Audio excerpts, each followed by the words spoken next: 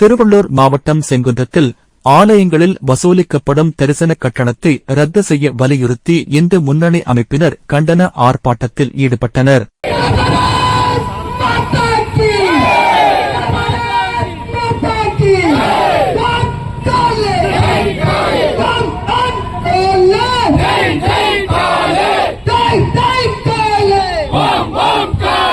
செங்குன்றம் பேருந்து நிலையம் அருகே நடைபெற்ற இந்த ஆர்ப்பாட்டத்தில் இந்து முன்னணி மாநில துணைத் தலைவர் பரமேஸ்வரன் தலைமையில் 100க்கும் மேற்பட்டோர் கலந்து கொண்டனர்.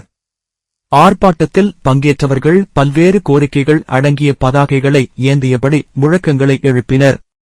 தமிழ்நாட்டில் உள்ள கோயில்களில் வழிபாட்டிற்காக தரிசன கட்டணம் வசூலிக்கப்படுவதை ரத்து செய்ய வேண்டும் என்று ஆர்ப்பாட்டத்தில் வலியுறுத்தப்பட்டது.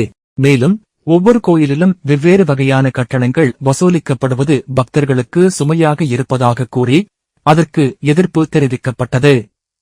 ஆர்ப்பாட்டத்தில் பேசிய இந்து முன்னணி நிர்வாகிகள், முன்னோர்கள் கோயில்களின் வளர்ச்சி மற்றும் பராமரிப்புக்காக நிலங்களையும் சொத்துக்களையும் தானமாக வழங்கிய நிலையில் பக்தர்களிடம் தரிசன கட்டணம் வசூலிப்பது ஏற்க முடியாதது என்று தெரிவித்தனர். மேலும் சில அரசியல் பிரமுகர்கள் ஆலய சொத்துக்களை அபகரிப்பதாகவும் அவர்கள் குற்றம் சாட்டினர். அத்துடன் பழனியில் சுமார் 100 கோடி ரூபாய் மதிப்புள்ள ஆலய சொத்துக்கள் சட்டவிரோதமாக குறைந்த மதிப்பில் பத்திரப்பதிவு செய்யப்பட்டதாக கூறப்படும் விவகாரம் குறித்தும் ஆர்ப்பாட்டத்தில் எதிர்ப்பு தெரிவிக்கப்பட்டது. அந்த பத்திரப்பதிவை ரத்து செய்து சம்பந்தப்பட்ட சொத்துக்களை மீண்டும் கோயில் நிர்வாகத்திடம் ஒப்படைக்க வேண்டும் என்றும் வலியுறுத்தப்பட்டது. ஆர்ப்பாட்டம் அமைதியான முறையில் நடைபெற்ற நிலையில் சட்டம் ஒழுங்கு பிரச்சினை ஏற்படாத வகையில் காவல்துறையினர் பாதுகாப்பு பணியில் ஈடுபட்டிருந்தனர்.